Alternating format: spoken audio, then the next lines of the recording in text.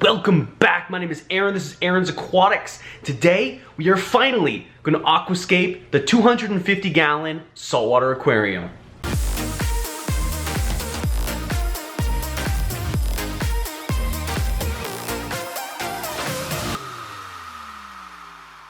All right, guys, so before we jump into the aquascaping itself, I want to talk about the tools and some of the methods that I'm going to be using for this build. Also, I want to talk about one problem that I came across even before I could start aquascaping.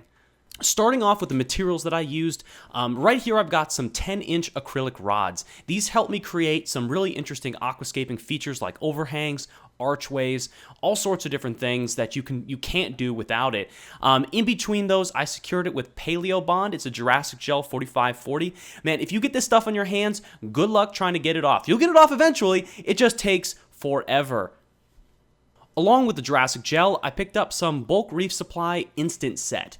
What this stuff does is it basically accelerates the curing process of most super glues, gels, those kind of materials, so that you don't have to be holding it up for 10 plus minutes. This stuff was amazing. In terms of what tool you may want to use, everything that you see here is what I used myself. A couple chisels, a rubber hammer, and a hacksaw. All these tools were used in the process of building this aquascape. Now, before I even started working on the aquascape, I ran into a pretty serious problem. Serious problem, pretty easy solution.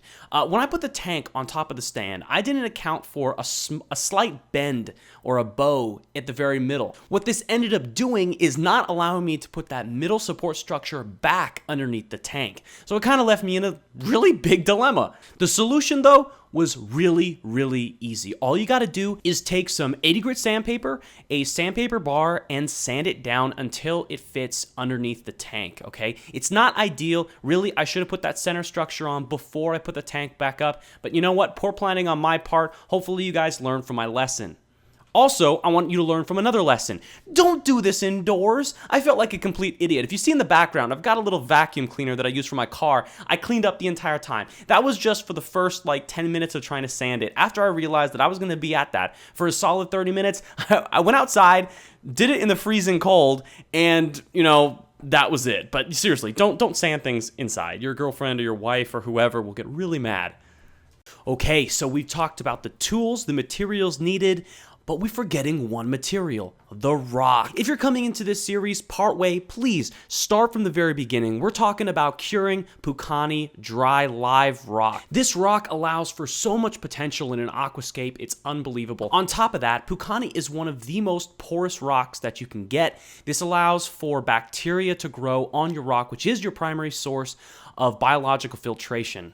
Okay, people, enough is enough. Let's jump into this aquascape. So my suggestion, whenever you're aquascaping anything, if you have the opportunity, is to plan it out either on cardboard or styrofoam, or if you're doing it outside, even better. Right here, I'm planning out what my aquascape is going to look like on a piece of styrofoam that came in with the shipping material. I've outlined my tank using duct tape as well as my overflow box, don't forget that, because this will tell you exactly how you can scape something. I mean, it's really hard, especially if you have a 24 or 28 inch height tank, to reach in there and position things the way you want to see it. Here, I can stand back, I can take a look at it and make changes as we go.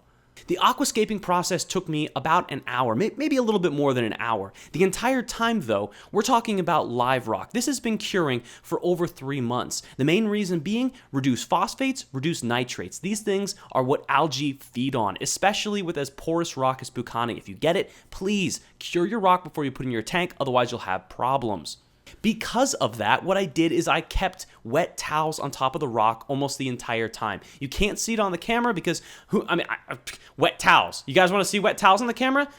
It's boring. No, I'm not going to do that. Actually, there's this really sad part during this little aquascaping thing that I recorded where I had this really beautiful piece that I wanted to create this cave in. And I just kind of went in there a little bit overzealous with the hammer and the mallet, and this thing just cracked in half. I was so upset. But you know what? Those two pieces that I ended up using were pretty good. I mean, it created something good. And it's not exactly what I wanted, but hey, you know what?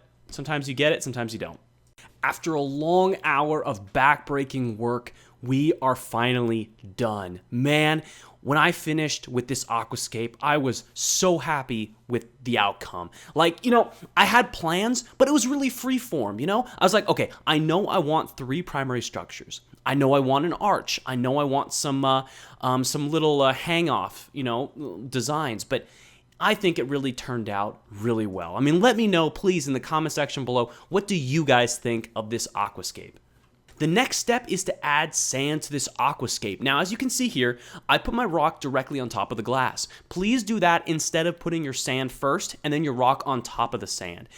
If you don't do that, you're creating yourself a unstable aquascape. Do you enjoy a sand burrowing fish? Well, let's hope it doesn't dig under your unstable rock structures. I mean, think about it. You set up this whole amazing structure, you put coral on it, and then one day a fish burrows underneath it, that gets crushed, that's a loss. Your structure falls over, hopefully your glass isn't damaged, and then your coral falls, maybe gets damaged too. Don't do that to yourself. Don't be stupid, be a smarty. Aaron pro tip of the day.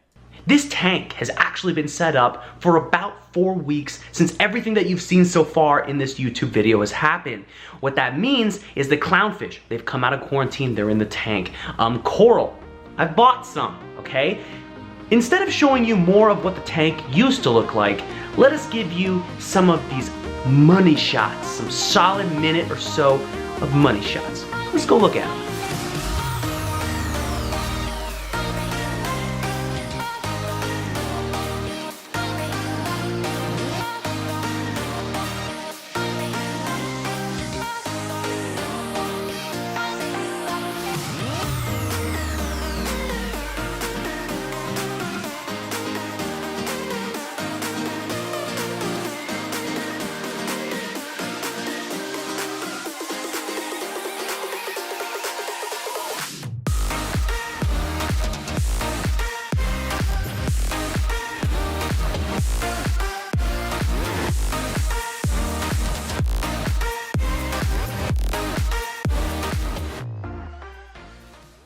There you guys have it. I mean, what have we done so far? We have gone through the rock curing process, the plumbing, the tank setup. I mean, we had a bunch of issues going along, right? We had the first tank that came, it was cracked. That set everything back. We've also set up a quarantine tank, which we've had 2 sets already go through the cycle. You'll be hearing updates on those in the future. I just can't possibly keep up with these videos and also keep working on the tank at the same time. There's a lot to catch up on. There's some fish I want to talk about that's already in the system. There's coral already in the system. We're definitely going to be going over those. So if you guys have any questions about this system, please let me know in the comment section below. If you'd like to know more and follow this build series as we progress, go ahead and hit that follow button, subscribe button, like button, Instagram, shameless plugging, do it. That said, my name is Aaron, this is Aaron's Aquatics. I'll see you guys next time.